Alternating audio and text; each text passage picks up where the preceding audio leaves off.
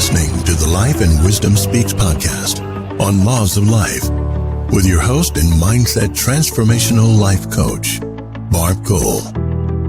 This is where we talk about the life cycle from the beginning to the end of time. We discuss parenting, love, family, relationships, and more with special guests from all walks of life. Keeping it real, raw, and uncut. So sit back and sip your favorite drink as we bring you an inspiring hour of deep stories, thought-provoking insight, wisdom, and laughter that will transform your life's journey towards a different mindset. This is the Life and Wisdom Speaks podcast. Here's Barb.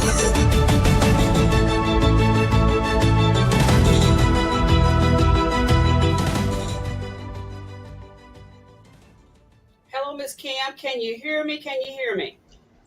Can you hear me?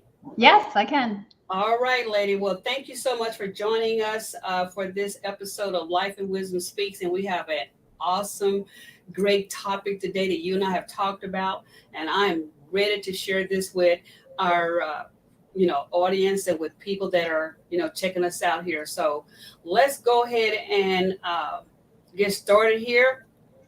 And I want to just kind of introduce you to everyone here.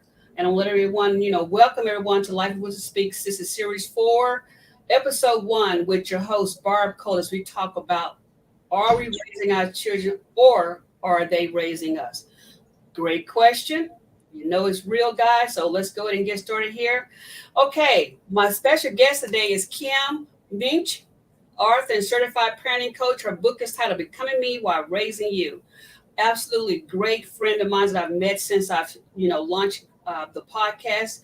And she has some really great information and things that she wants to share from her perspective about being a certified parenting coach. Hey, Kim, go ahead and introduce yourself to everybody and tell us what you do and all that kind of good stuff. Barb, I'm so excited to be here with you and with all of your listeners today. As you mentioned, my name is Kim Muench, and I am a certified conscious parenting coach. My business is Real Life Parent Guide. I am also the mom of 5 kids, and I have a daughter that's 17 and sons that are 19, 24, 28, and 34 years old. So I have been parenting, specifically adolescents, for at least 20 years at this point. And that is the passion and I believe it's my purpose that I'm working in as I coach other parents. That's great, Kim. That's great. And how long have you been doing this again?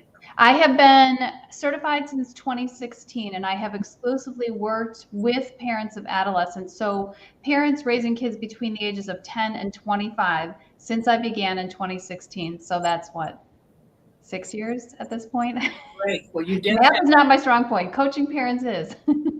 Well, that's great. And then I'm sure that you have a lot of people that you work with that have nothing but great things to say about you, because you couldn't be in this for 6 years and not really enjoy what you're doing and very passionate about what you're doing.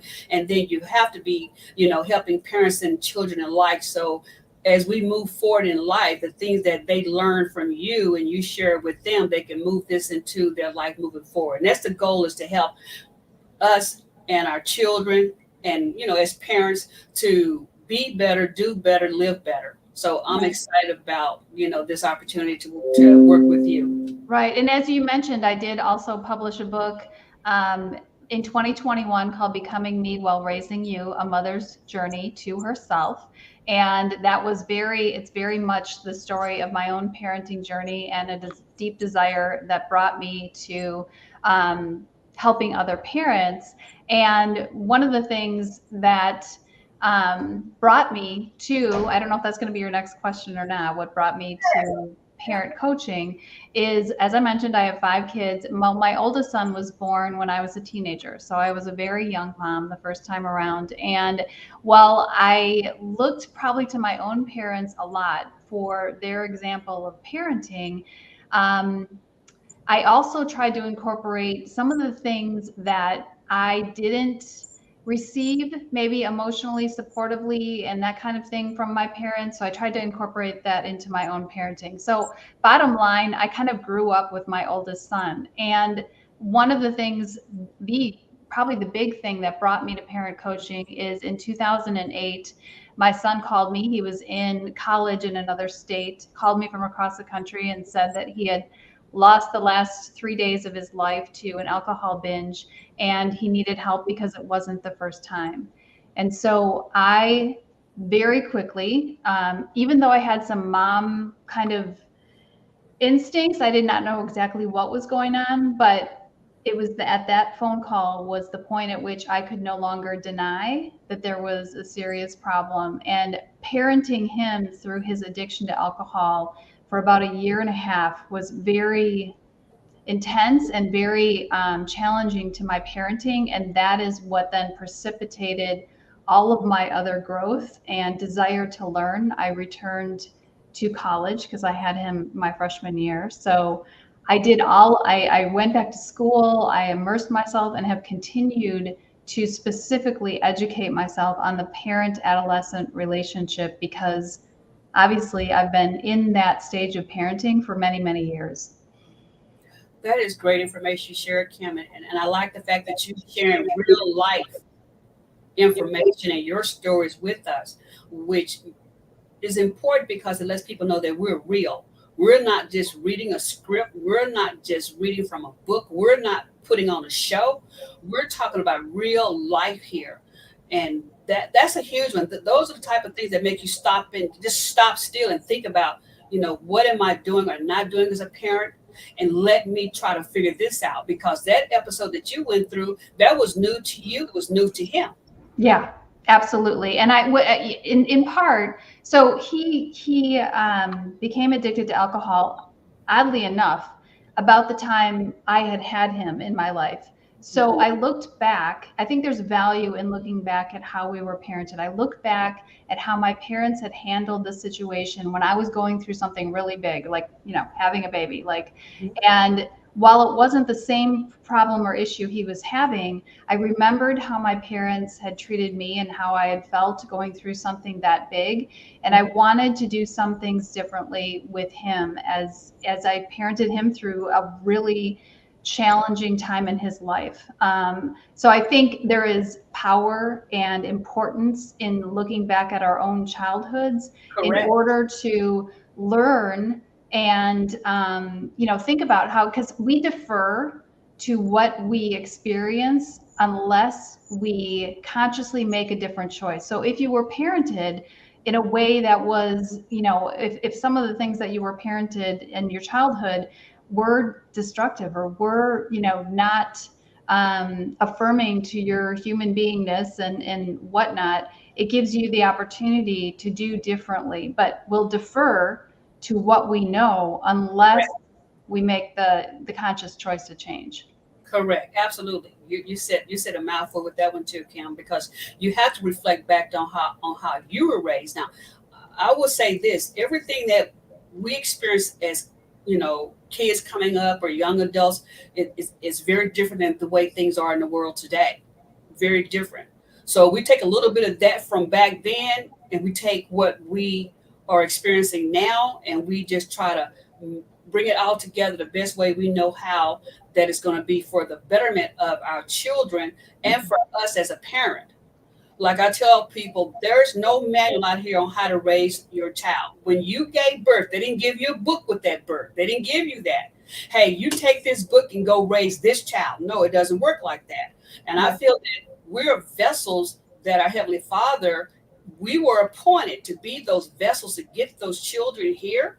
And it's our job to do the best that we can with raising these kids. But there is no manual. But if we give it to God and let Him guide and direct us, it may not be as challenging, but it's going to be challenging. It's not easy. Whoever said that life is going to be easy, it's not. I have to tell my children all the time, who told you that it was going to be easy? It wasn't easy for me, but you didn't see what I went through behind the scenes. Well, and to your point on the manual, I believe that we are the manual in which our grandchildren will be raised. So that's something very, to really think about, right? The reason that we revisit our childhood and learn and try to think back to what worked, what didn't work, what was I as a child, what did I maybe need that my parents either didn't know how to give me or couldn't give me, Correct. or whatever, and then understanding that as we raise our children, we are also, in a sense, raising our grandchildren. We are That's right. creating traditions. We are creating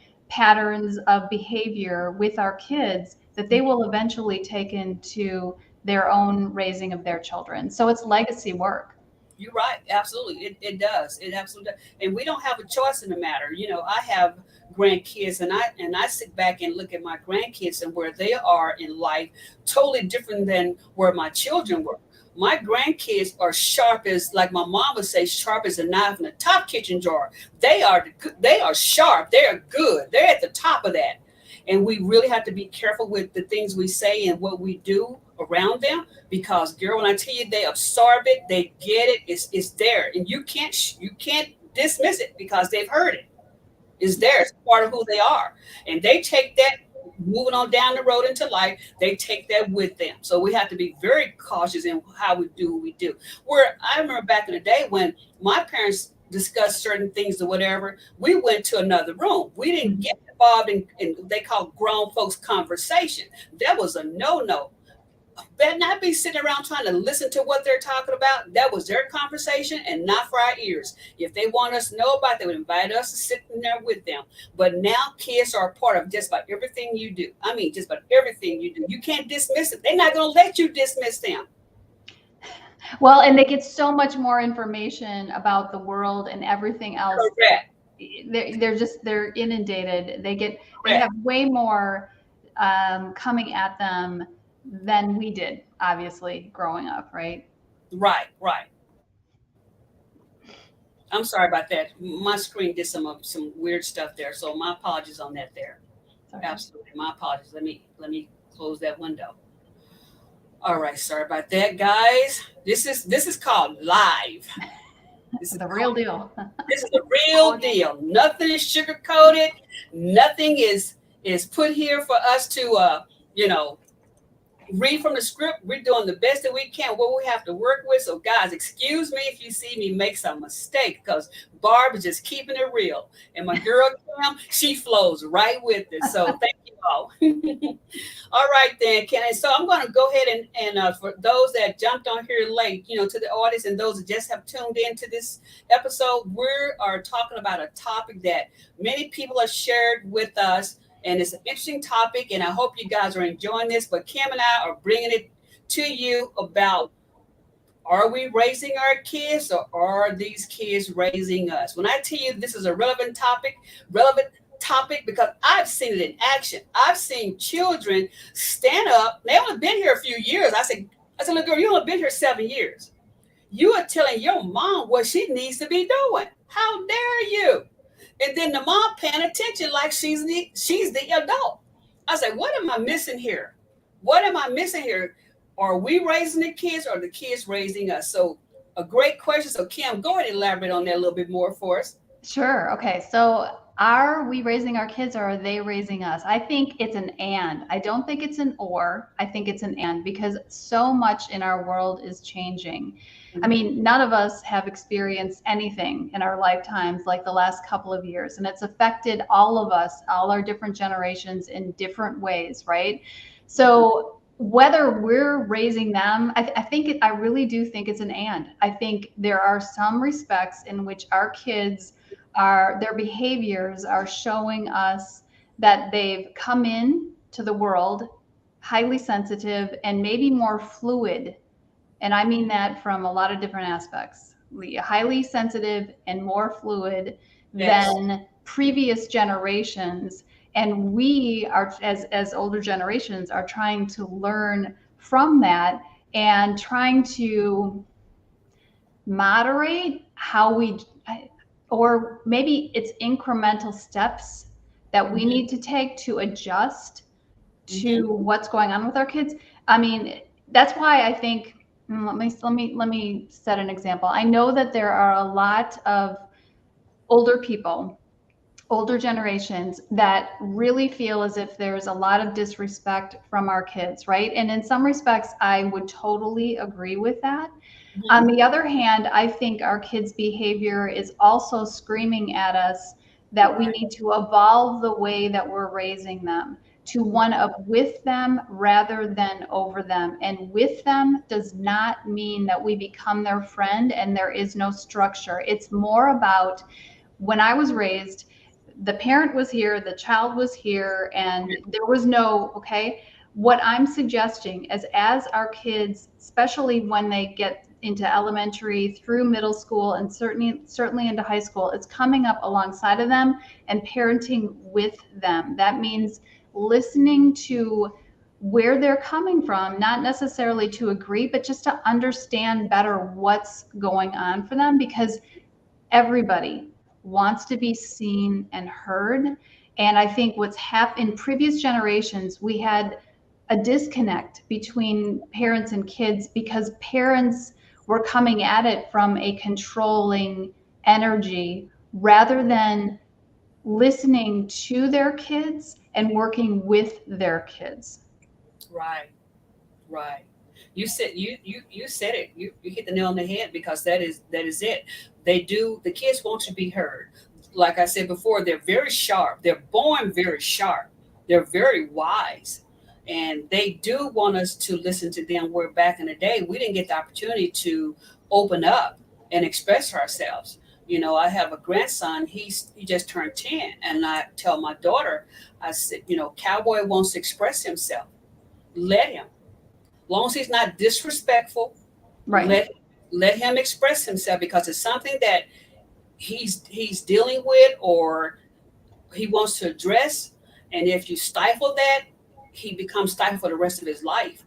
So Right. let him express himself. Long as he's not Yeah, and okay. then their I think what some of these behaviors, some of these anxiety, or some of these outbursts of anger and things are Mhm. in part because they're feeling unheard.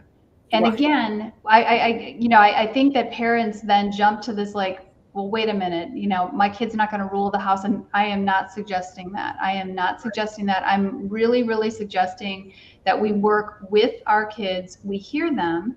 We acknowledge their feelings. We validate their feelings.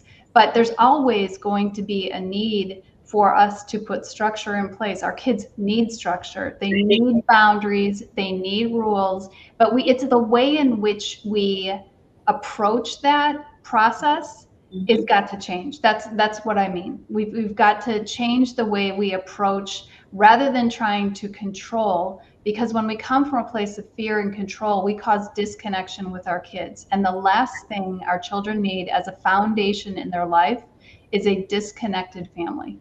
Correct. Correct. Yeah, that's so true. And I also think that if we don't, take heed to this that we're talking about, this is what causes some kids to deal with depression.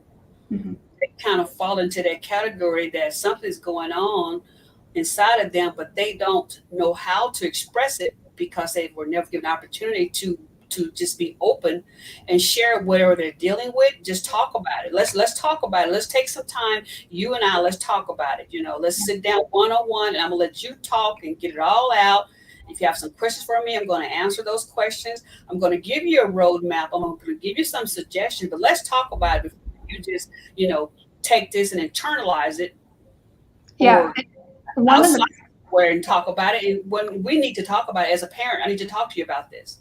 Yeah, and I think one of the problems we have is that there are parents who have their own emotional baggage and issues that Right. they haven't looked at.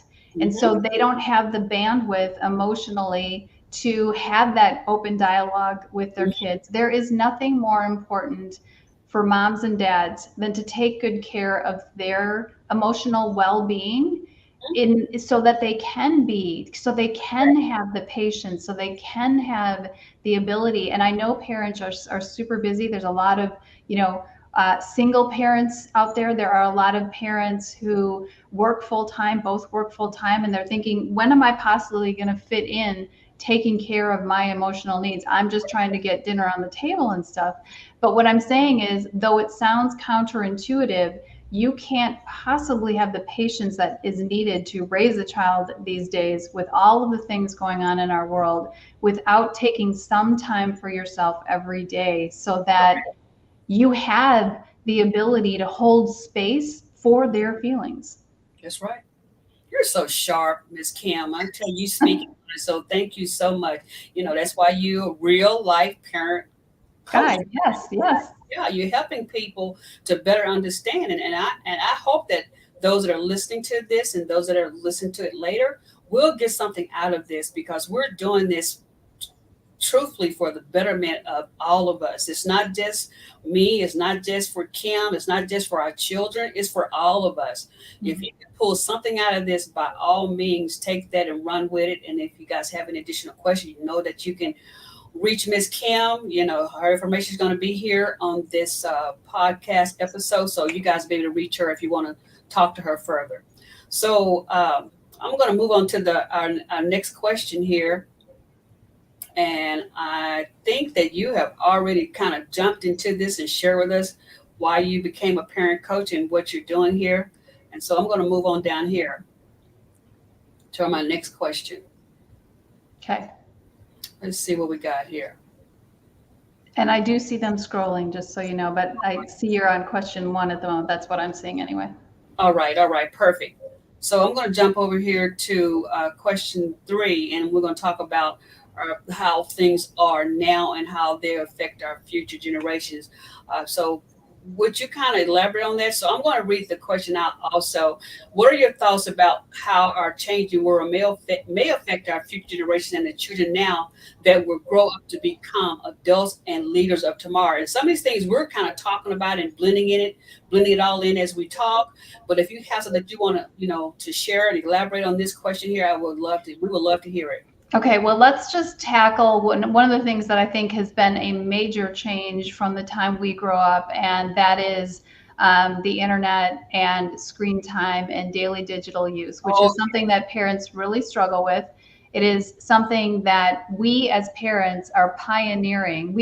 I'm 53, so I'm talking, parents of teens, parents of kids now are really struggling with, because we're pioneering it. We didn't have that growing up. So we're trying to figure out, and we also, as time goes on, have a lot of brain research that tells us this isn't great for our kids. So we're trying to balance the fact that this is how they communicate with one another now. This is the way of the future, right? Correct. And also knowing that it isn't the greatest thing for them.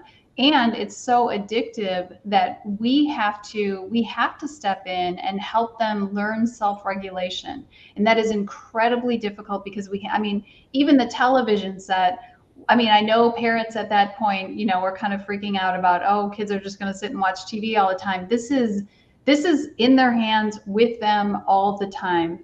Access to any kind of information, good or bad. So it's a whole new level, right? And it's really, really about us modeling and learning in the process for parents behind us, for the generation of parents behind us. Correct. So I think that's one of the things that is super affecting our world today. The other thing, and I alluded to it earlier, I think one of the things that's really changing from what I can see is the fluidity of the kids coming into the world. And I mean that from a gender, sexuality, all that perspective. That's something that was, again, we're expanding what it means to be human, and this flow of what's being accepted. And older generations are bumping up against this new idea. And younger people, I'm very surprised at my own teenagers in terms of how open-minded they are about all this stuff. And I wouldn't have had a discussion about gender issues or, when I was in high school. So I'm learning from them. And again, I think that's one of the things that are. I think there's good points to them being more open-minded. Obviously, it's just an adjustment for those of us who didn't grow up that way. Correct. It's an adjustment. Right. We're learning things new each and every day. That's just the world we live in, period. I don't care what it is, be it the children, be it parenting, be it career wise, whatever you do in life, you continue to learn. It's part of evolving and growing. If you're not growing and learning, then you're standing still. And how do you do that? You Yeah. can't. You can't ignore it. You just can't. It's a part of who we are. If you're still here, then you're going to still continue to learn and grow. So you brought again some valid information that is great. So I'm going to go into my next question here. All right. So let's see here. What do you see as some of the biggest challenges to parenting today? I will tell you first and foremost, the biggest challenge I see is the lack of confidence in that parents have, the lack of confidence in parenting. We have gotten so disconnected from ourselves at times that we are always looking outside of ourselves for the answer.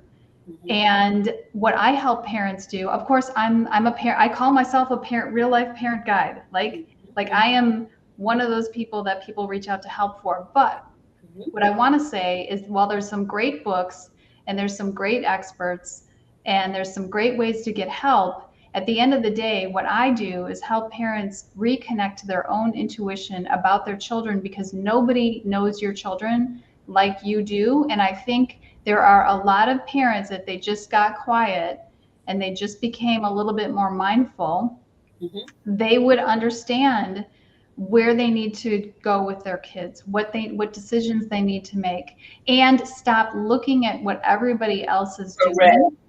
The comparison. I mean, it starts when our kids are babies, and my kid walked 2 weeks before your kid, and it's not that we're in this competition, but it weighs heavily on parents that there is this level of comparison and always feeling like your kids don't measure up. And the reality is, not all kids take the same path, and we don't want them to. So love your kid for where they are and where they're at. So lack of confidence is the first thing I see as a major problem. Second, setting boundaries. Setting boundaries. I don't care if your kids are 4 or 14 or 24 years old. It Mhm. is another major challenge. And that's boundaries around communication at home, how they're going to talk to each other. That's boundaries around how much screen time. It's parents are really challenged with setting a boundary and then holding it consistently and without having power struggles. That's one of the big things that I work with parents on. So those two things are really what I see challenging parents today. Right. And you're right, Kim. I can attest to that. My daughter, when she tries to, you know, this, my granddaughter's in college now, but when she would try to get her to do things or ask her to do things, and she would go against her mom with that, it would become a big fight. And then her mom's like, okay, well, give me the cell phone. Well, that's a second fight, because she felt that that cell phone belonged to her, it was her property, and she was not going to let her mom, not that her mother's going to take the phone, it was just the mother's way of showing the boundaries that I'm the mom. If I need you to do this, there should not be a fight, there should not be an argument, there should not be all this going on. Give me the phone, and when you think about what we're talking about and you grab this, then okay, we can move forward. But she would get stuck. It was all about the cell phone. So when you mentioned earlier about, the cell phones and the things that, you know, basically throws everybody off track, the parent as well as the child. Yeah, and it's about developing the kind of relationship with your children where it's mutually respectful. When you have asked, you don't use one parenting tactic all the time so that it becomes such a power struggle. Parents, I was grounded most of my teenage years, and now parents have gone to a place where I'm taking the phone. I'm taking that's their go-to and only thing that they have other than getting curious about what's really going on. We need to start we need to start looking beneath the surface of the behavior and why it's so disrespectful, and work on building a relationship with our kids, which again, gonna say it's not a friendship, but you can have a good relationship with your child so that if you need to put a consequence into place, it will not be this big fight, this Right. big, because you have a relationship with your child that is, they respect you because you're not resorting to this constant idea of having to control them. Correct. Correct. Correct. And it starts early rather than later. Yes. When they become teenagers, it's hard to implement something like that into place.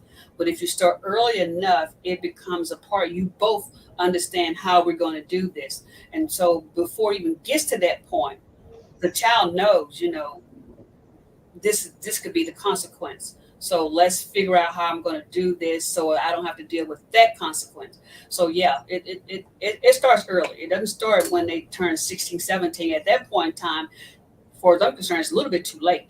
Well, and it's very difficult. But if that's the case, I just want to give some hope to, if somebody's listening out there and it's like, look, I think I messed up and my kid's completely out of hand. They're 16, 17. We can't possibly salvage this. I think part of taking steps to building the kind of connection I'm talking about is really being honest and somewhat vulnerable with your teenager about, look, I have parented this way because it's what I knew. It's Right. what I felt was best. It's the way I was parented. And I can see now that it's really caused stress in our relationship. I am going to learn, whether that's through reading books or listening to podcasts, there's no shortage of parenting information out in the world, or working with a coach to be able to adjust the way I'm parenting, because I don't want, as an adult, for us to have this horrible relationship because of the teen years. So Right. it starts with the parents being somewhat honest and vulnerable with the child about what they have been doing that isn't working, and learning a new way. That's great, Kim. That's a great point you're bringing there, because we do have to learn. And like we mentioned earlier, kids are sharper now. They speak out. They're more outspoken. They can articulate how they feel. They don't sit there and just look at you while you're looking at them. They can have a conversation with you and tell you. And it's better, it's best if they can open up and talk to you, because then you get a chance to know what's really going on. If they Yeah. don't talk to you, you don't know. So how can you fix it? And if it's the parent that's, doing things to make the child uncomfortable and angry, then if the child can let the parent know, because sometimes the parents don't even know that they're doing what they're doing. Well, and I want to say, I think this will be helpful to parents there, that we all have, no matter what age, we all have emotional needs that we're looking to get met through our behavior. And we may not consciously know that we're doing these things, but we all have these emotional needs, and they're the need for acceptance, affection, appreciation, attention, autonomy, and connection. And those things are what our child's behavior. So if your child is misbehaving, I want you to start to get curious about what's going on and what that behavior is saying about an unmet need that they may have. And that takes patience for a parent to look beneath the surface. They want to just have a quick fix and have the answer and control the child, because maybe that's the way they were raised. Right. But that's not going to, if you're an adult and you don't have a great relationship with your parents, ask yourself why that is and how you could change that for your children. Correct. Absolutely. And then can't repeat what you just said about they have to have these certain things. Right. So we all have 6 emotional needs, and that's for the need for acceptance, affection, appreciation, attention, autonomy, and connection. And we use our behavior as human beings to get our emotional needs met. So when your child is misbehaving or not listening, you need to start to get curious about what's actually going on with the behavior. Right. That is an awesome point, lady. That is good, because one of them, you don't even think about it like that. You don't even see it like that, because if you don't know, you don't know. And that's the beauty of this episode here, is that we can talk about these things that a lot of us as parents, never heard of it. We don't know anything about it. Like we know there's no manual. So we're taking this day by day, and some days are different, and every child is different. What works for one child, you can have 2 or 3 kids, but what works for Absolutely. one kid is different for the next. They're not the same. Absolutely. My 5 kids are very different, and the way that my relationship has developed with each of them has been very different. So, yeah. Right. Okay, Kim, that was good. Thank you so much. Sure. So I'm going to share. I want to ask this question here. And this one, we've kind of already talked about this, so I'm going to skip over this because we've already discussed it. But we're going to go to my next one here. Um, I think we've already done that one too. We've already discussed that one. Mhm. Okay, let's see what we got here. I want to go with this one here. Okay, let's talk about this one here. My thoughts a little bit like, I feel that, and this is my take on it, that what's happening here, we spoil our children. We feel that we need to give them more than what we did not receive as children. Because as we know, as kids, there are certain things we didn't get. Well, we didn't have, me personally, cell phones and all this technology. No, we didn't have that. So we try to give our kids what we did not have. In my household, we grabbed a book. We had to go read. We grabbed a book. Now kids can grab the cell phone. So I feel that the parents feel they got to overcompensate by giving the kids things that they really may not need at this point in time. They don't give the opportunity to appreciate it by earning it. I Yeah. just If you earn it, you appreciate it a whole lot better than by just putting it in your face back to back. We give you this, we give you that. It becomes one big blur. They have Right. to really figure Yeah. out how to earn this. So can we elaborate on this and what your thoughts on this? Well, I think that parents want to, again, I think there's a comparison issue going on in terms of like every other kid's got this, so I feel like I need to provide this for my children. And so when we have that, going on, that influences parents, and they sometimes give in even though they don't want to. They may not believe that their child is ready for a cell phone, but because every other kid's got one, they feel like they need to do that, and that's a pressure from other parents. So I've lost my train of thought. Sorry, hold on.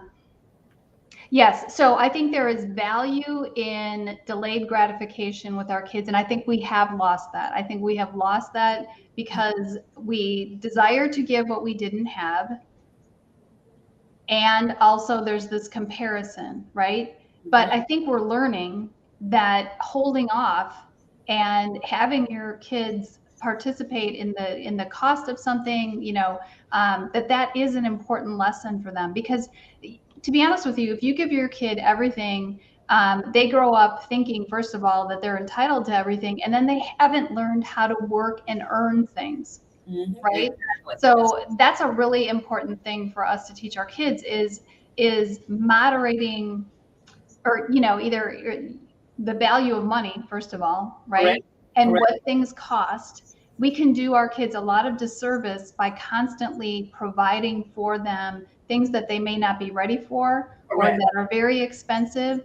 It can be very detrimental. And then you wonder why you have this teenager who will only wear certain clothes, or only, wants to have a brand new car at 16. Well, you've created that. So it's never too late. I want to say that again too. It's never too late to learn that lesson as a parent. If you're like, oh my God, I've created this monster, because I think that happens to parents all the time, is to say, look, I didn't do this well. I can see that there's a problem now.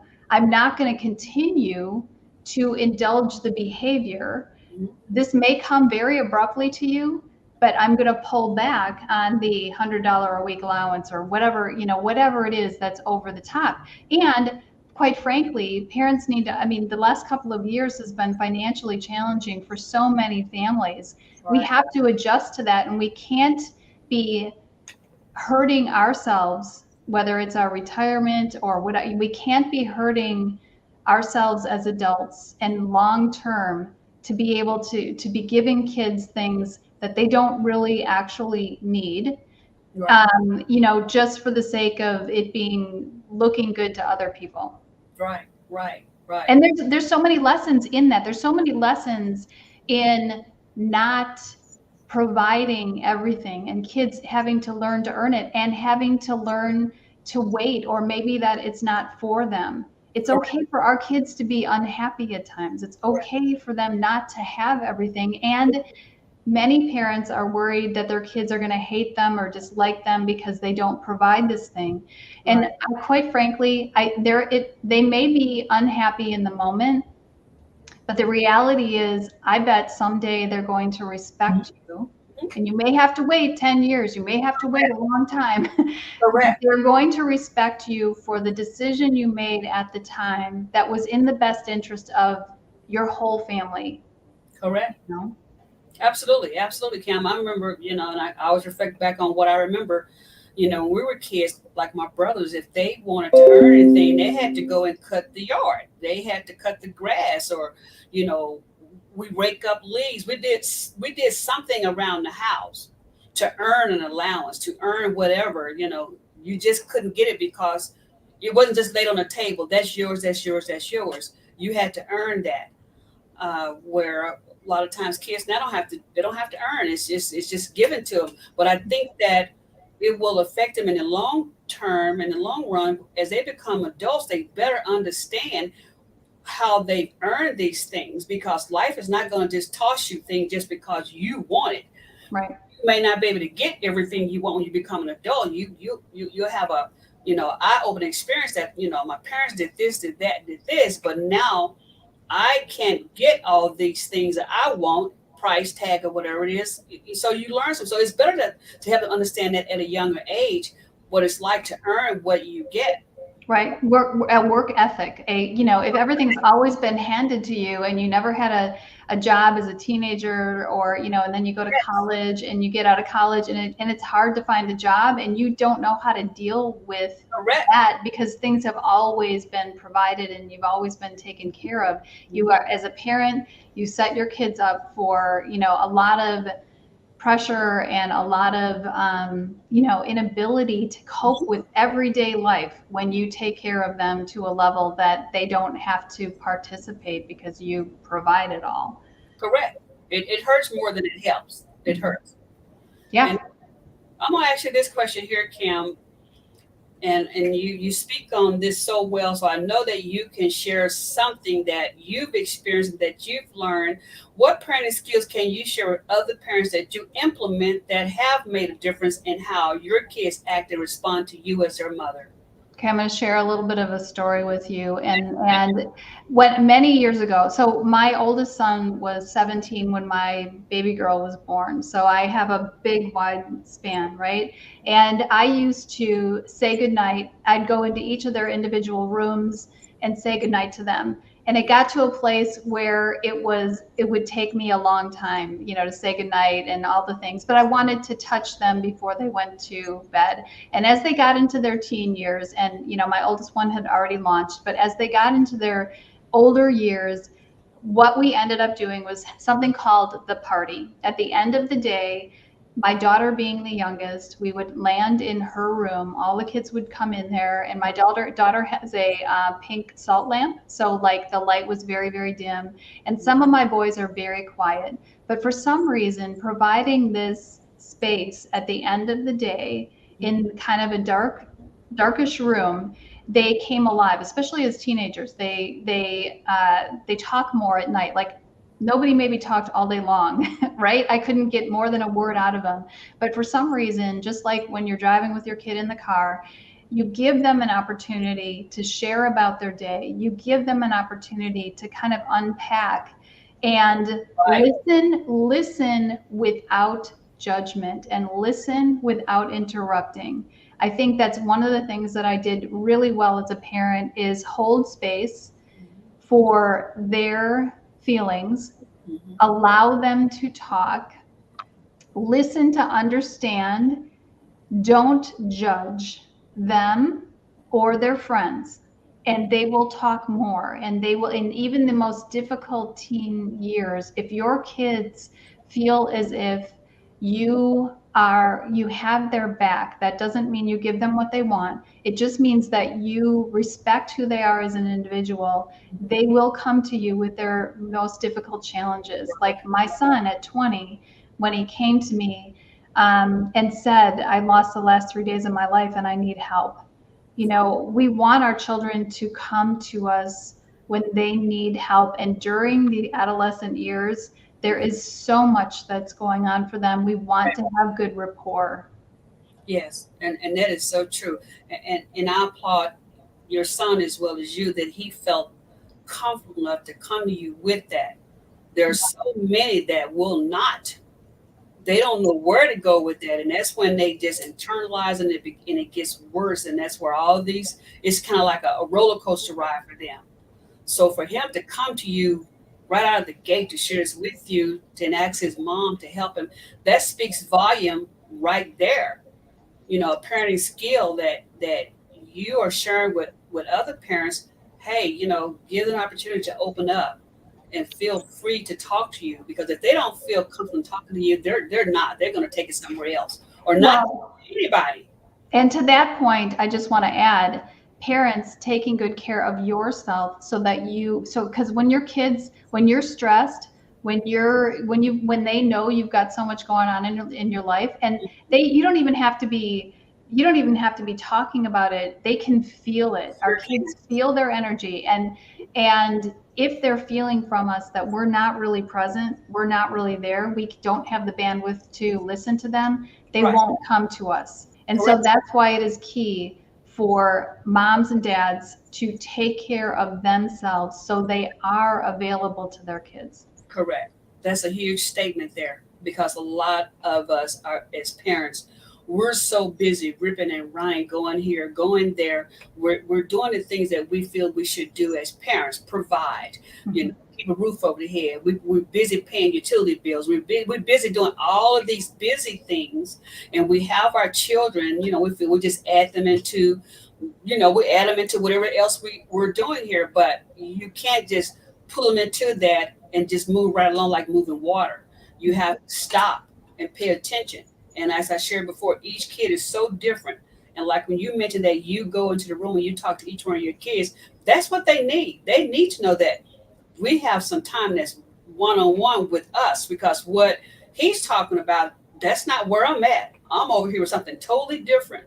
So we have to give each one of them that. You know, I have two girls and a son. My girls are close together in age, but so different, Mhm. so different. I mean, so different. You know, my son is very quiet and reserved. My oldest daughter, she's like me. She talks a lot. My middle child, my daughter, she's more of the reserved type. So they all are very different. So I have to meet them where they are. And even as adults, I still have to meet them where they are, Yep. because life takes them on their own journey, and no two journeys are the same. Mine's as well. Yeah. So when they call me, I know, okay, let me call you back because I know you're dealing with some things. Let's talk about it, and I'll let them just go ahead and talk. But Kim, I've learned this along the way. You Yeah. know, as a younger mother, I didn't know anything about this. I didn't duplicate everything I saw my parents do, but I duplicated a lot of what I saw them do.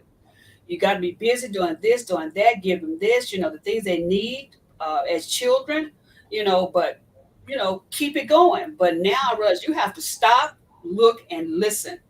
Yeah. Especially during these teen years, young adult years, Right. you really have to be plugged in. And if you haven't built the kind of connection, again, Mhm. it's never too late. I mean, I just want to say that it's never too late, but the earlier you can, develop the good skills for yourself and the good skills in relationship with your child, the better. It's worth it. Mhm. Educate yourself, parents. I don't, you're, we're always in a new stage of parenting. Our kids go through so many stages, right? I just picked up a book called Parenting Your Adult Child because I know that I've had a lot of experience, but I don't pretend to know all the answers. And as I said, every parent knows their child best, but it's up to you to create a connection to yourself that's clear so that you have the bandwidth to get to know that kid. Correct. Absolutely. And when you say as adult, because it's a whole different playing field as adults than it was when they were younger kids, you Yep. know, newborns, toddlers, the whole 10 yards. As they grow, you grow with them, and we both learn. It's a learning process. It's never too late, and it does not stop. It That's does not true. stop. Does not stop. Well, can't how I do this. I always try to share something biblical to share with my parents and others, and I want to share this with everyone here. Uh, hey guys, I want to share this scripture, it's Ephesians 6 verse 4. Fathers, and that doesn't have to necessarily be fathers. It can be just parents. You plug in what you need there. Do not provoke your children to anger, but bring them up in the discipline and instruction of the Lord. And I believe in this 150%, because again, I don't know everything, didn't know everything, and I'm still learning. And I still have to go to my Heavenly Father and say, hey, give me some direction here. Give me what I need to share with him or share with her, because this is a whole new episode right now with her. This is new that's going in her life. Marriage for her is not like marriage was for me.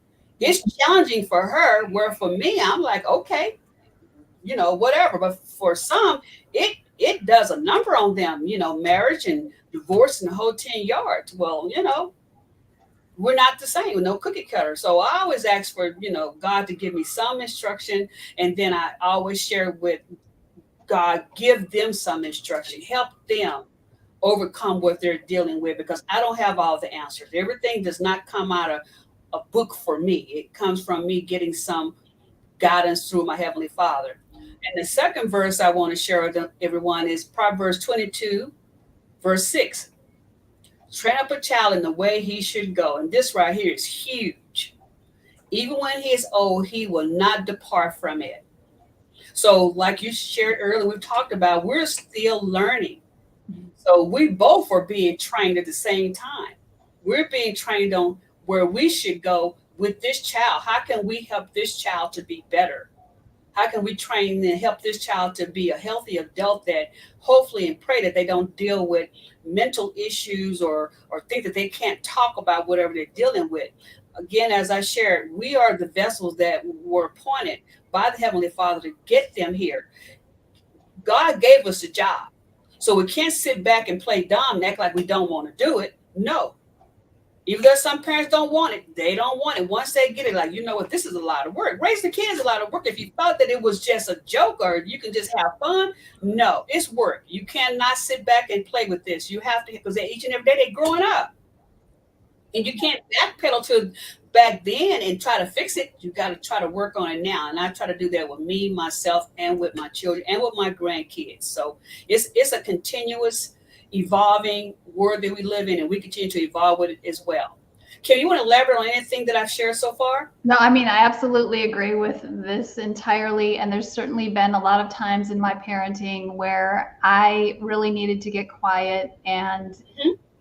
go within and hear that divine wisdom, coming from, the very core of me that I believe everybody has, and it's just really, really essential. Again, I think that's what I mean when I say to be connected, to be, to not get so wound up in this earthly Right. area that, all the materials and all the things, but to remember who we are and to, really show that to our kids in our words and our actions, to model that for them. Correct. It helps us to identify our purpose, and we're trying to help our children to identify and find their purpose. One of the things that my son shared with me, and he has never ever talked about things that go, because he's very quiet. I won't say he has never ever talked about things that go on, but when he mentioned his connection with Christ, and I try to act like I wasn't shocked. I try to play it off like it was cool, but I was shocked, because he had to be the one to stop and just be still and be quiet and hear his inner spirit, hear what's coming to him.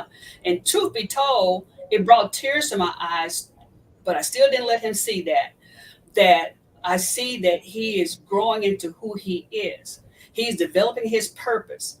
We cannot define no one's purpose. Everyone has their own purpose. And they're going to find it when it's time for them to find it. I can tell you all day long what I want you to do. I can say, hey, I want you to do this. I think you should do that. But who am I to judge and tell him what I think he should do? That's something that he will have to develop. And he's doing it. And everybody doesn't do it at the same time.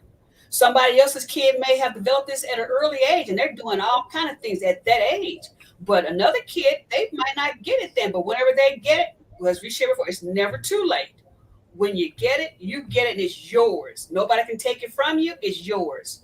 Can I just gotta share here. I actually have a tattoo on my hip, and it's 5 words that I intentionally chose, one for each of my children, of what they taught me about life. And those 5 words are faith, calm, courage, patience, and grace. And those are the 5 words that I live by every single day. And like I said, each one of them has a story behind that. But faith, it was my oldest son, Nick, and that was about having faith in myself and in something greater than myself when I was 18 and I had him, and then when he was 20 and was going through his addiction to alcohol.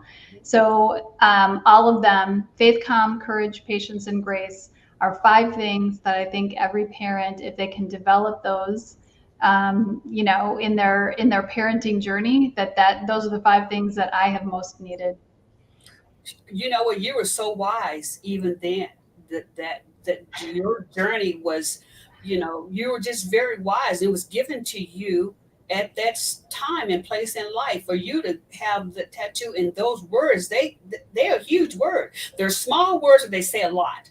Yes, I agree with you. And I put the tattoo on my left hip because that's where I always carried my kids. And so it was meaningful that, that was just where they were. So awesome. It's had more meaning every year that goes by. It's had more meaning. Yeah, I like that, Kim. Did you take a picture of it and frame it? Yes, I actually wrote a book many years ago that is no longer available, but I actually strategically, the tattoo is on the cover of the book. So it's just, it's again, five attributes that I think parents, if they can develop these things, will greatly serve their journey as a mom or dad. Right. Kim, you have to bring that book back. Yes. Well, okay. Let me just say, so the book that I published in 2021, Becoming Me While Raising You, does incorporate my initial book into it. So it's most definitely very impactful. In fact, I think I did a much better job because I wrote it 10 years later, and my writing has come so far and my personal journey had come so much further. So that is great. I am so pleased and so happy that you've shared this. And I look at it like this, us coming together and meeting was all part of the divine order. I don't think things don't happen by mistake. It's not just a fluke. It didn't just happen. It was all part of divine order because you share some things with me that I'm taking personally, because those attributes that speaks volume. I can't stop talking about that. That speaks volume. And then this also gives people food for thought. Let me go grab her book and read it, because she's sharing things that will help me in my journey, because it's all about a journey. You can call it what you want. It's a journey. It's a journey. So we have to just, go for it. You have to go for it. You can't sit still. So I'm going to add this link here for everybody to see this link if they want to go and look at these Bible verses that I've shared, the 2 that I've shared, and more to come. Go to this link here and you can see more. And if any of these Bible verses help you with your children and with you as a parent, hey, I'm happy that it's doing that. And I'm going to let Kim share with you more about her book, how you can find her. So I'm going to let Kim tell our listeners, how to reach her, where her book is being sold. Sure. So you can help people, kind of identify with some of the things that we're talking about here. Yes. So a great place to see all of the things that I offer, my different ways that I coach parents, my book, you can go to my website, which is reallifeparentguide.com. And my book is also available on Amazon. So, and it's actually free on Kindle. So you can literally read my book for free, because to me, it's about getting the message out and not so much about, making money. It is available in paperback as well. So again, you can get that on Amazon. I also do social media. I'm Real Life Parent Guide on Facebook, Kim Muench, Real Life Parent Guide on Instagram, but I'm mainly active on TikTok, to be honest with you. Oh. And so you can find me on TikTok at Kim Muench Parent Coach. And I have quite a following there, and I do videos there every single day on some aspect of raising teens and young adults. That is my passion and purpose in life. That's great, Kim. So they can just go to TikTok and type in your name and you'll pop up. Yep, I will. All right. Well, this has been a great episode. I am so thrilled. I've learned so much, and we've been engaging in great dialogue and good conversation. I hope that our audience, our listeners, have taken something from this, and you guys check out her TikTok and see some of the things that she's sharing in her book, because I'm doing the same thing as well. So this has been great, Barb. You're welcome. I really enjoyed this, and I appreciate you coming on here with me. So we're going to get ready to wrap this up here because I think I don't know how long we've been talking, because we can go for it. I can talk all day on this. Me too. So as we wrap this up, I just want to thank all my friends and guests.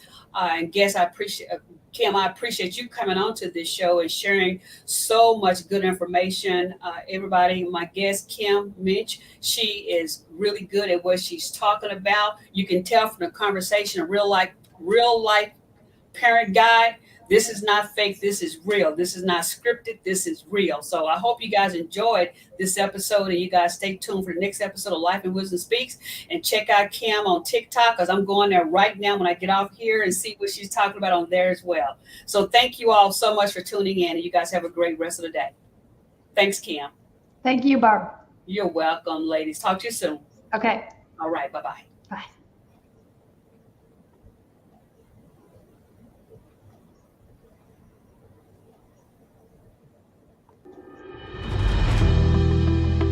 You've been listening to another episode of the Life and Wisdom Speaks podcast with your host, Barb Cole.